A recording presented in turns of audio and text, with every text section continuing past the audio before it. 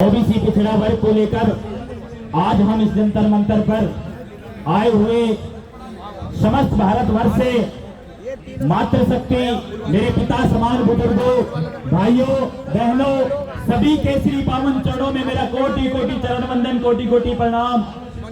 और एक बार एक विनती चाहूंगा कि इसका पता लग जाए कि यहाँ पर पिछड़ा वर्ग के लोग बैठे हैं।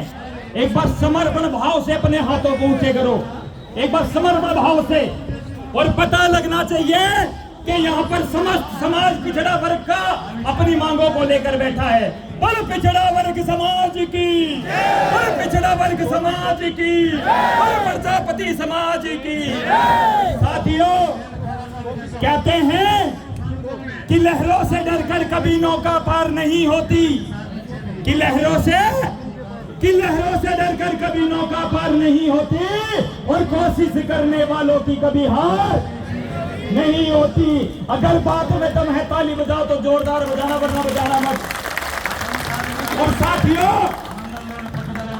ये मंजिलें बड़ी जिद्दी होती हैं, ये मंजिलें बड़ी जिद्दी होती हैं, और हासिल कहां नसीब से होती हैं।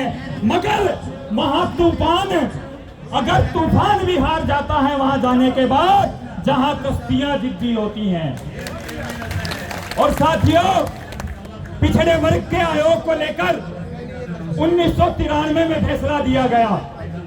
1993 में फैसला देने के बाद 52% जनसंख्या वाले हिंदुस्तान के अंदर ओबीसी पिछड़ा वर्ग आयोग की संख्या हमारी 50%, यानी कि 100% में से भी 2 गुना फालतू है।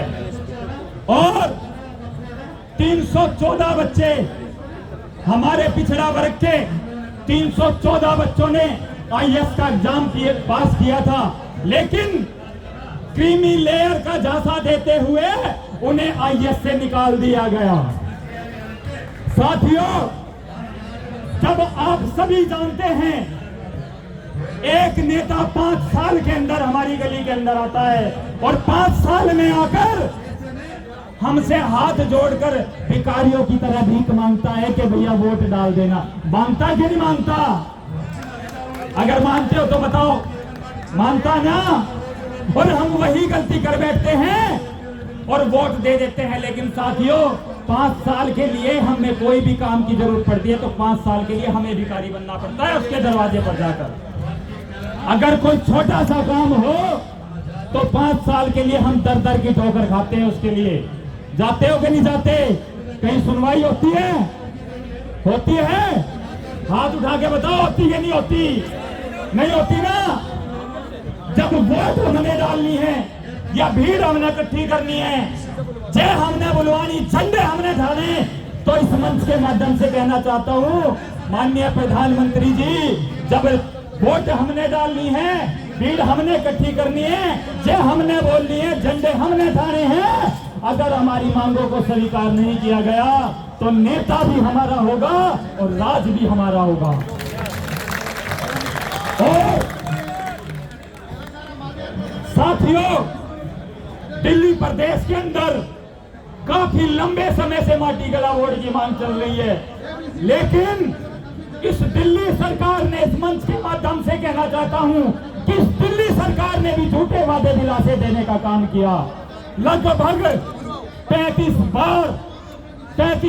बार विधानसभा के अंदर सीएम आवास पर बैठक हुई, लेकिन नगर निगम का चुनाव का झांसा देकर उलझाने का काम किया, लेकिन किसी को सच्ची राजनीति दिखाने का काम नहीं किया।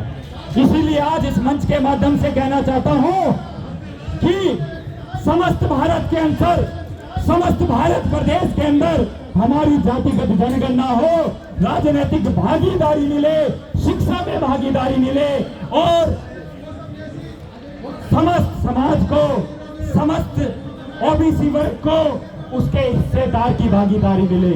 इसी के साथ अपनी वारी को विराम देता हूं। एक बार हाथ उठा के कह दो, बोल भारत माता की, प्रजापति समाज की, ओबीसी संगठन की।